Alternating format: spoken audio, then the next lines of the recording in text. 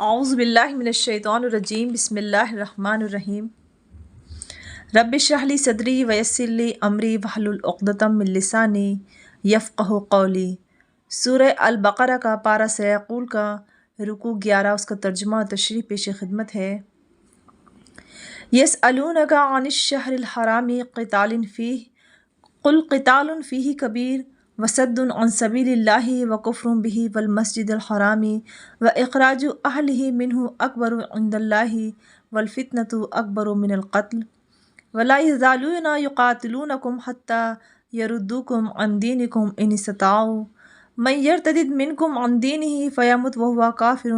فاولئک حبطت اعمالہم فی الدنیا والآخرہ واولئک اصحاب النار ہم فیہا خالدون۔ ترجمہ ہے کہ لوگ آپ سے حرمت والے مہینے کے بارے میں سوال کرتے ہیں کہ اس میں جنگ کرنا کیسا ہے۔ آپ کہہ دیجئے کہ اس میں جنگ کرنا بڑا گناہ ہے، مگر لوگوں کو اللہ کے راستے سے روکنا، اس کے خلاف کفر کی روش اختیار کرنا، مسجد حرام پر بندش لگانا اور اس کے باسیوں کو وہاں سے نکال باہر کرنا اللہ کے نزدیک زیادہ بڑا گناہ ہے، اور فتنہ قتل سے بھی زیادہ سنگین چیز ہے، اور یہ کافر تم لوگوں سے برابر جنگ کرتے رہیں گے، یہاں تک کہ اگر ان کا بس چلے تو یہ تم کو تمہارا دین چھوڑنے پر آمادہ کر دیں، اور اگر تم میں سے کوئی شخص اپنا دین چھوڑ دے اور کافر ہونے کی حالت ہی میں مرے تو ایسے لوگوں کے اعمال دنیا اور آخرت دونوں میں اکارت جائیں گے، ایسے لوگ دوزخ والے ہیں، وہ ہمیشہ اسی میں رہیں گے۔ یہ آیت اس ضمن میں نازل ہوئی ہے کہ 4 مہینوں کو اشہر حرم کہا گیا ہے، یعنی حرمت والے مہینے۔ حضرت صلی اللہ علیہ وسلم نے ان کی تشریح کرتے ہوئے فرمایا کہ یہ 4 مہینے رجب، ذی قعدہ، ذی الحج اور محرم ہیں۔ ان مہینوں میں جنگ منع ہے، البتہ اگر کوئی دشمن حملہ کر دے تو اپنا دفاع کیا جا سکتا ہے۔ ایک مرتبہ ایک سفر کے دوران چند صحابہ کی کچھ مشرکین سے جھڑپ ہو گئی اور مشرکین میں سے ایک آدمی عمرو بن امیہ الزمری مسلمانوں کے ہاتھوں مارا گیا۔ یہ واقعہ جمادی الثانی کی 29 تاریخ کو شام کو واقع ہوا، لیکن اس شخص کے قتل ہوتے ہی رجب کا چاند نظر آ گیا۔ اس پر مشرکین نے مسلمانوں کے خلاف ایک طوفان مچا دیا کہ یہ لوگ حرمت والے مہینوں کا بھی اب پاس نہیں کر رہے ہیں، لہٰذا یہ آیت اسی پروپیگنڈے کے پس منظر میں نازل ہوئی۔ جواب کا خلاصہ یہ ہے کہ اول تو عمرو بن امیہ کا قتل غلط فہمی میں ہوا، جان بوجھ کر حرمت والے مہینے میں قتل نہیں کیا گیا، لیکن جو لوگ اس واقعے پر طوفان کھڑا کیے ہوئے ہیں انہوں نے اس سے کہیں بڑے گناہوں کا ارتکاب کیا ہوا ہے۔ اللہ تعالیٰ خود اس میں فرماتے ہیں کہ وہ لوگوں کو نہ صرف مسجد حرام سے روکتے ہیں بلکہ جو لوگ حقیقتاً مسجد حرام میں عبادت کے اہل ہیں ان کے لیے زندگی اجیرن بنا کر انہیں یہاں سے نکلنے پر مجبور کرتے ہیں، اور اللہ تعالیٰ کے ساتھ کفر کی روش اختیار کیے ہوئے ہیں۔ تو لہٰذا وہ جو ایک پروپیگنڈا تھا اس کو جواب خود اللہ رب العزت نے اپنے قرآن کے ذریعے، اپنی وحی کے ذریعے نازل کیا، اور اس طرح سے مسلمانوں کی دلجوئی اور مسلمانوں کے سمجھ میں آ گیا کہ حرمت کا تقدس کس طرح سے کیا جائے گا، کہ اپنا ڈیفینس یا اپنا دفاع ضرور کیا جائے گا۔ اور اللہ تعالیٰ نے خود فرما دیا کہ دراصل برے اور بدترین لوگ تو یہ ہیں کہ جو اللہ کے راستے سے روکتے ہیں۔ یہ وہ وقت تھا کہ جب مسلمانوں کو مکہ میں داخل ہونے کی اجازت نہیں تھی، خانہ کعبہ میں عبادت کرنے کی اجازت نہیں تھی، تو اس کو کہا گیا ہے کہ ان لوگوں سے زیادہ بدترین لوگ تو یہ لوگ ہیں کہ جنہوں نے اللہ کے گھر سے اچھے لوگوں کو روک رکھا ہے۔ ان الذین آمنوا والذین ہاجروا وجاہدوا فی سبیل اللہ اولئک یرجون رحمت اللہ واللہ غفور رحیم۔ ترجمہ ہے کہ اس کے برخلاف جو لوگ ایمان لائے اور جنہوں نے ہجرت کی اور اللہ کے راستے میں جہاد کیا تو وہ بے شک اللہ کی رحمت کے امیدوار ہیں، اور اللہ بہت بخشنے والا بڑا مہربان ہے۔ اس آیت میں اللہ رب العزت نے خود ہی فرما دیا کہ وہ مسلمان جنہوں نے اپنا گھر بار سب کچھ چھوڑا اور ہجرت کی اللہ کی خاطر اور دوسرے علاقوں میں جا کر بسے اور اللہ کے راستے میں جہاد کیا، اللہ کے لیے لڑے اور اللہ کے لیے جیے اور اللہ کے لیے مرے، تو کہا کہ بے شک اللہ کی رحمت کے امیدوار ہیں اور اللہ بہت بخشنے والا بڑا مہربان ہے۔ یسألونک عن الخمر والمیسر قل فیہما اسم کبیر ومنافع للناس واسمہما اکبر من نفعہما ویسألونک ماذا ینفقون قل العفو کذالک یبین اللہ لکم الآیات لعلکم تتفکرون۔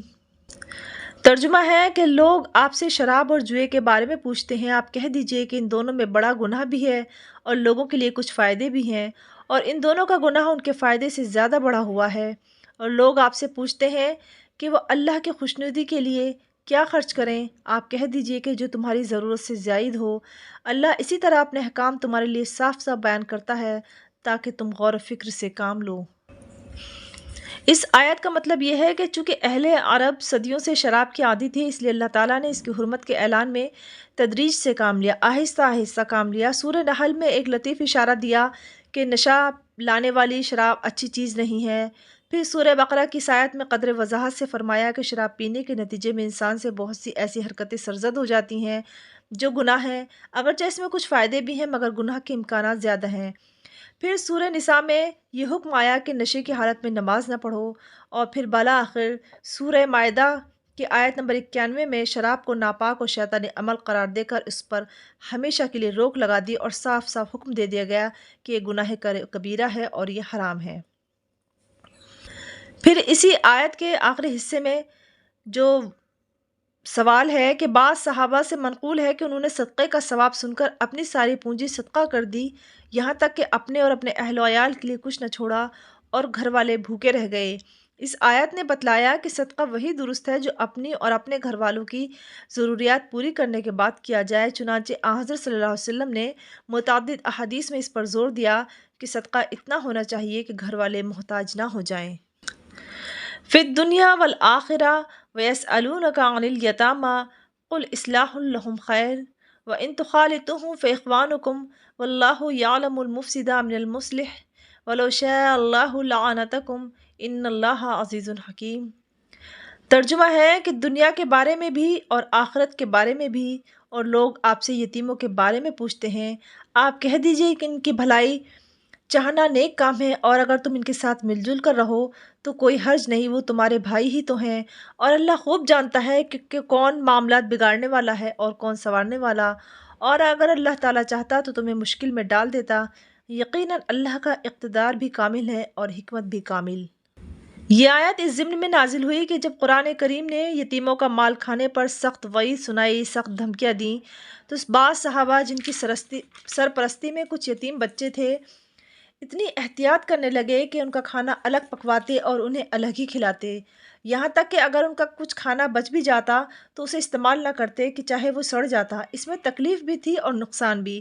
اس آیت نے واضح کر دیا کہ اصل مقصد یہ ہے کہ یتیموں کی مصلحت کا پورا خیال رکھا جائے، سرپرستوں کو مشکل میں ڈالنا ہرگز مقصد نہیں ہے، لہٰذا ان کا کھانا ساتھ پکانے اور ساتھ کھلانے میں کوئی حرج نہیں، بشرط یہ کہ معقولیت اور انصاف کے ساتھ ان کے مال سے ان کے کھانے کا خرچ وصول کیا جائے۔ پھر اگر غیر ارادی طور پر کچھ کمی بیشی ہو بھی جائے تو معاف ہے، ہاں جان بوجھ کر ان کو نقصان نہ پہنچایا جائے۔ رہی بات یہ کہ کون انصاف اور اصلاح سے کام لے رہا ہے اور کس کی نیت خراب ہے، اسے اللہ تعالیٰ خوب جانتا ہے۔ وَلَا تَنْكِحُوا الْمُشْرِكَاتِ حَتَّى يُؤْمِنْ وَلَأَمَةٌ مُؤْمِنَةٌ خَيْرٌ مِّن مُّشْرِكَةٍ وَلَوْ أَعْجَبَتْكُمْ وَلَا تَنْكِحُوا الْمُشْرِكِينَ حَتَّى يُؤْمِنُوا وَلَعَبْدٌ مُّؤْمِنٌ خَيْرٌ مِّن مُّشْرِكٍ وَلَوْ أَعْجَبَكُمْ أُولَٰئِكَ يَدْعُونَ إِلَى النَّارِ وَاللَّهُ يَدْعُو إِلَى الْجَنَّةِ وَالْمَغْفِرَةِ بِإِذْنِهِ وَيُبَيِّنُ آيَاتِهِ لِلنَّاسِ لَعَلَّهُمْ يَتَذَكَّرُونَ۔